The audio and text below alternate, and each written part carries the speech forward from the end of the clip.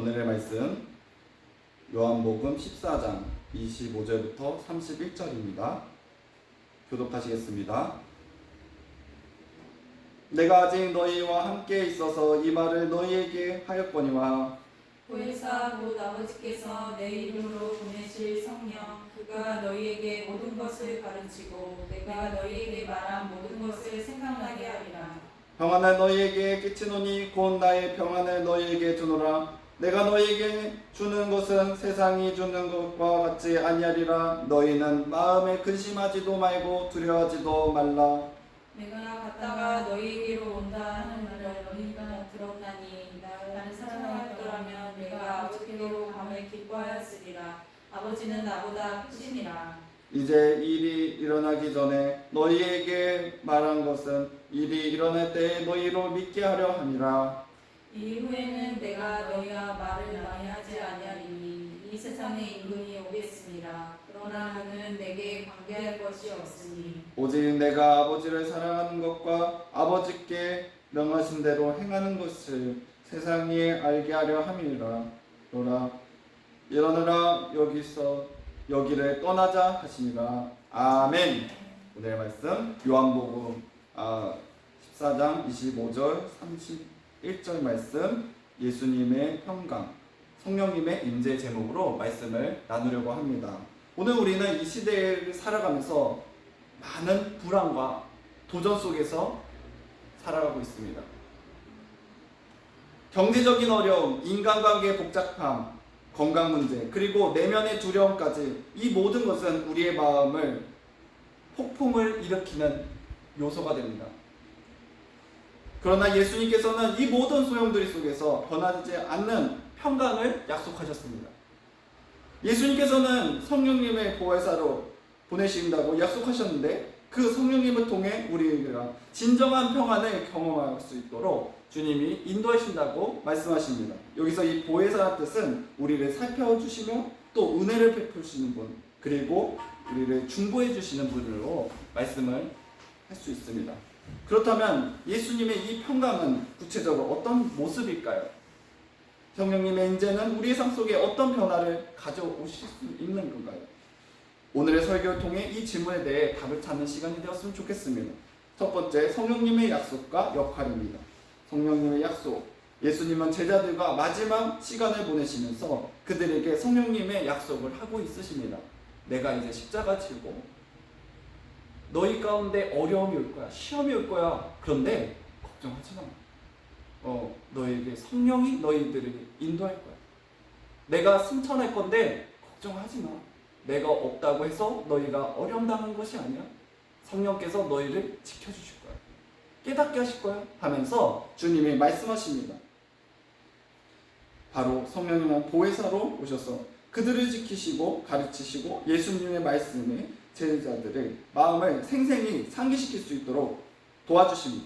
성령의 역할은 성령은 우리에게 진리를 가르치시는 분이십니다. 세상의 소란과 혼란 속에서 성령님은 우리에게 예수님의 말씀의 뜻을 분명히 밝혀주십니다. 여러분, 성령님이 어떤 역할을 하는지를 우리는 이 시간에 잘 아셔야 됩니다. 성령님은 예수님이 하나님이신 것을 깨닫게 하시는 주님의 영입니다. 왜냐, 오늘 지금 말씀드린 것처럼 진리의 영을 알게 하시는 분이시기 때문에. 구약에는 그럼 성령이 없으셨나요? 구약에는 예수님이 안 계셨는데 구약에도 성령이 계셨습니다. 하지만 어느 면에서 예수 그리스도께서 우리 가운데 오심을, 또 하나님이 우리와 역사하심을 구약에서 주님이 계속 성령님께서 알려주셨습니다. 그러니까 무엇인가? 우리에게 알려주시는 영. 하나님이 우리를 창조하셨고 하나님이 우리와 함께 하시고 지켜주신다라는 그 영을 부어주신다라는 것이죠. 그래서 예수님의 가르침을 상기시키는 이 역할은 우리가 어떤 상황에서도 예수님의 길을 잃지 않도록 도와주십니다. 여러분, 신앙생활 가운데 가장 힘든 게 무엇인가요? 예수 그리스도 놓치지 않는 게 가장 중요한 거예요. 내가 삶을 살아갈 때 가장 어려우면 무엇이? 내 육신적인 방법이 먼저 나오잖아요. 아닙니다.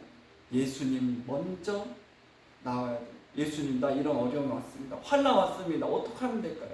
내 손으로 하면은 뭔가 될 것도 같고 간당간당 한데 주님 어떻게 하면 될까요?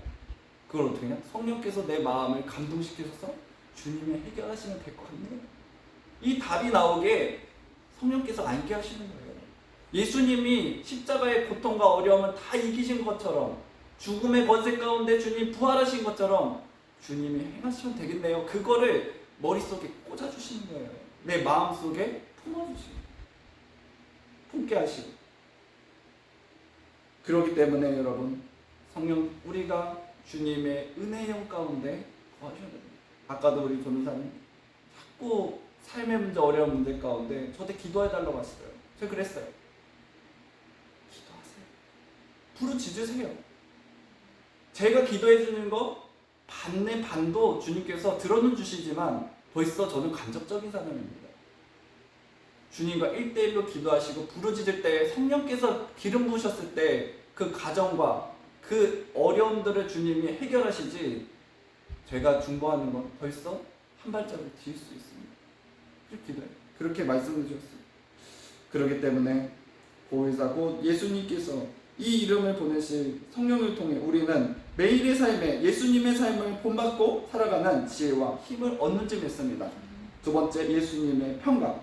평강의 진정한 의미는 예수님께서 평강을 너에게 주노라, 예수님의 선언 단순한 밥 잘 먹었니? 식사 맛있겠습니까? 하시는 그런 평안이 아닙니다.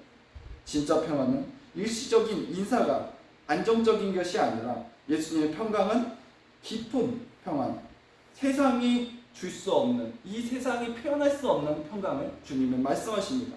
이 평강은 세상의 환경에 흔들리지 않고 오히려 우리의 삶 속에서 더욱 담대하게 예수님의 사랑과 복음을 증거할 수 있게 하십니다.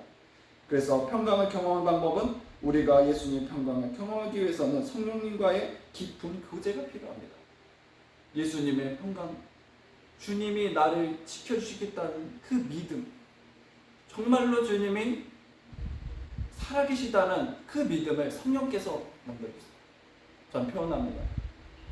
그 성령의 힘은 뱃속의 아이가 탯줄과 같은 느낌이 아닌가 싶습니다.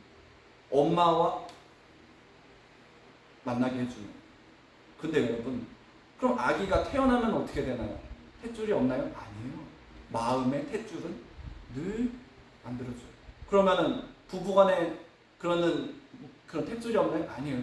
결혼하면은 그런 탯줄 같은 게 생기는 것 같더라고요. 부부 관계 가운데 뭐만 해도 저 사람의 마음을 아는 그런 줄이 있어요.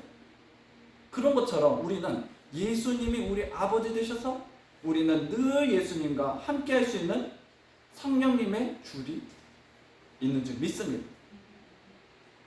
그래서 여러분, 매일 그 방법은 기도와 성경 묵상, 그리고 성령님의 인도하심을 구하고 그분의 속삭임에 귀를 기울여야 합니다. 예수님의 말씀에 귀 기울이지 않는다면 우리는 할 수가 없습니다. 뭔가 미친 것 같다고요? 성령님께 뭔 귀를 기울여내고요? 귀를 기울이셔야 돼요. 우리는 늘 말씀드리지만 기도할 때에 내 기도를 하잖아요. 주님 이거 도와주셔야 돼요. 내 계획이 이렇게 하니까 이렇게 하셔야 돼요.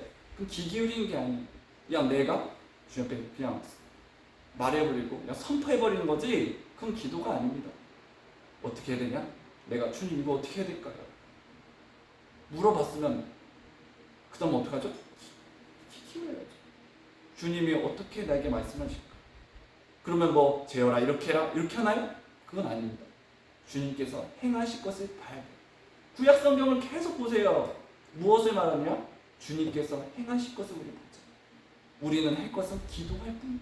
주님 앞에 구하고 이 상황을 말씀드리고 주님 앞에 구할 뿐. 그 다음은 주님 앞에 귀 기울이자. 그게 귀 기울이는 거예요. 그 상황을 보는 것이 귀 기울이는 거예요. 교회의 공동체와 교제는 우리가 예수님의 평강을 더욱 깊게 하고 나누고 경험하는 중요한 수단이 됩니다. 여러분, 힘들고 어려울 때 누군가와 대화를 나눈다는 것은 좋으면서도 안 좋은 게 있어요. 마음이 맞는 사람과 대화를 하면 좋지만 마음이 안 맞는 사람과 하면 오히려 더 화가 나는 부분이 있어요. 우리 진리교회 교회 공동체는 그런 공동체가 되었으면 좋겠습니다. 어려움 있으면 함께 기도해주고 함께 나누고 근데 그 함께 나눔이 아까 말씀드린 것처럼 반반이라 했죠? 오히려 주님께 기도해봐. 제가 아까 말씀드린 것처럼 주님께서 당신을 통해서 행하실 일이 있어 하며 격려해 주는 사람이 있는가 하면 오히려 내가 이렇게 하는데 이렇게만 따라해봐. 저거를 세상적으로 이렇게 하면은 좋더라 하면서 세상적으로 인도하는 경우도 있어요. 그래서 우리 공동체는 그랬으면 좋겠습니다. 예수님의 어떻게 보면 우리 성령하자 우리 안에 있는 성령이 위로해주고 다른 길로 인도해 주시는 그런 공동체가 되었으면 좋겠습니다. 두려움을 이기는 믿음. 세 번째입니다. 두려움과 평강의 대결입니다. 세상은 우리에게 끊임없이 두려움을 조장합니다. 건강, 경제, 미래에 대한 불안, 우리를 지나치게 하고 소망을 앗아갑니다. 여러분, 믿음의 반대는 뭐라고 하죠? 두려움이에요. 두려움. 믿음이 있는데 왜 두렵습니까? 믿음이 있는데 왜 자꾸 걱정, 근심을 하십니까? 우리는 예수님이 가신 길 100% 갈 수 없어서 그런 거예요. 우리가 예수님 100% 사랑하고 싶어도 믿음을 가진다 해도 도마와 같이 공생의 3년을 같이 다녀도 내가 예수님의 못자국과 참자국을 만져보지 않고는 내가 믿지 못하겠습니다. 근데 그것은 12제자가 똑같은 거예요. 누가 먼저 예수님을 받건 뭐 했건 그거는 어떻게 죽은 사람이 다시 살아나? 예수님을 사람으로 생각했기 때문에. 그러니까 예수님을 그들 가운데서 보지 않고 믿는 이들이 진짜다. 하지만 보고서는이라도 믿어. 하니까 도마가 제가 늘 말씀드린 것처럼 주님은 하나님이시고 저는 부활절 때 이 말씀을 꼭 이 구절을 해요. 왜냐? 다른 데는 하나님이라는 표현이 안 나오는데 다른 데 주님 하나님의 아들입니다 이런 표현은 하는데 도마만이 그 표현을 써요. 진짜 하나님을 만난 거예요. 그는. 그렇기 때문에 우리에게 가장 중요한 것은 뭐냐? 예수님은 두려워하지 말라고 명하시는데 이 단순한 위로가 아니라 예수님의 평강이 우리의 두려움을 실제로 극복할 수 있는 선언을 주신다는 거예요. 두려움을 이기고 실천하는 믿음, 두려움을 이기기 위해서는 예수님의 말씀이 깊이 뿌리는 믿음이 필요합니다. 이는 성령의 임재에 우리 매일의 삶 속에서 의지하고 그분의 힘을 빌어 싸움과 맞서 두려움과 맞서 싸운 것을 포함합니다. 여러분, 믿음을 가지세요. 마귀는 자꾸 우리에게 싸움을 걸어옵니다. 너 그렇게 믿음이 좋아. 저 선악과를 봐. 얼마나 먹음직하니? 하나님께서 먹지 말라고 했니? 하면서 계속 얘기를 하는 거예요. 저거 먹으면 정령 죽는다고 했는데요? 에이 설마. 너 하나님이 만드신 자녀인데 설마 그러겠어? 하면서 우리에게 자꾸 믿음의 싸움을 하는 거예요. 믿음은 무엇인가? 말씀대로 행하는 거예요. 말씀은 누구신가? 바로 예수 그리스도. 예수님의 뜻대로 행하신다는 것은 깊은 믿음의 뿌리가 쌓여 있습니다. 예수님이 무엇이라 해도 콩으로 내두겠습니다. 주님이 뜻하시면 다른 사람들이 뭐라고 해도 주님이 뜻하시면 우리는 걸어가는 건지 믿습니다. 예수님의 평강은 우리가 신뢰와 기도로 접근할 때 비로소 완전한 경험을 합니다. 공동체와의 지속성은 공동체의 서로 간의 기도와 이 싸움을 이길 수 있도록 서로 중보해주고 서로를 사랑해주고 보듬어주고 예수 그리스도의 진리 안에서 행할 수 있는 줄 믿습니다. 오늘의 말씀 결론을 있습니다. 오늘 우리가 함께한 예수님의 평강, 성령님의 임재라는 이 제목의 메시지를 통해 단순히 이야기 넘어 실제로 우리의 삶 속에 적용되어야 되는지 믿습니다. 이번 주에 각자가 일상에서 성령님을 더욱 의지하고 예수님의 평강을 경험하는 아주 좋은 한 주 되었으면 좋겠습니다. 사랑하는 형제자매 여러분, 예수님의 평강이 여러분의 각자의 삶 속에서 차이가 있을 수 있습니다. 누군가는 어떻게 저렇게 역사하시는 것 같지 하지만 여러분들의 각자에게 주님이 뜻하신 바가 있고 사용하신 바가 있습니다. 높고 낮은 게 아신다. 예수님과 함께 걸어오고 믿는 믿음이 내 마음속에 충심이 말씀으로 있는 것이 중요한 것이지 높고 낮은 그런 차이는 별로 없습니다. 그 평강 안에서 두려움을 이기고 매일 예수님과 동행하며 복된 삶 되시기 원합니다. 기도했습니다. 사랑해 주님 감사합니다. 아버지, 우리에게 믿음을 가지라고 하십니다. 우리는 믿음이 너무나도 부족합니다. 시험과 어려움이 왔을 때 예수님이 먼저 생각나는 것이 아니라 이 시험을 내가 어떻게 하면 내 힘으로 이겨낼 수 있을까라는 생각이 먼저 내 마음을 힘들게 합니다. 예수님, 주님을 부르게 하옵소서. 예수님, 주님께 부르짖게 하여 주시옵소서. 성령께서는 우리에게 자꾸 예수님을 불러, 예수님을 불러, 예수님을 불러 주님이 해결해 주실 거야 하지만 우리의 마음속에는 내가 어떻게 하면 되지? 내가 어떻게 이걸 해결하면 안 될까 하면서 주님 앞에 자꾸 나가지 못하는 경우가 있습니다. 예수님, 우리의 마음을 아시죠? 예수님은 우리의 어려움을 아시죠? 예수님의 뜻 이룰 수 있도록 우리 진리교회 주님의 종들을 붙들어 주시고 예수님의 사명 감당할 수 있도록 인도하여 주시고 함께하여 주시옵소서. 주님, 이제 성찬을 나누려고 합니다. 우리가 예수님의 성령의 기름 부음받아 예수님이 우리를 위하여서 주님 피를 흘리시고 부활하심으로 인하여 우리에게 예수 그리스도 주님이 하나님이신 것을 깨닫게 하는 주님 이 시간 되게 하시고 예수님이 나를 인도해 주시고 예수님이 나를 붙들어 주심을 아버지 깨닫게 하여 주시옵소서. 예수님의 이름으로 기도드렸습니다. 아멘.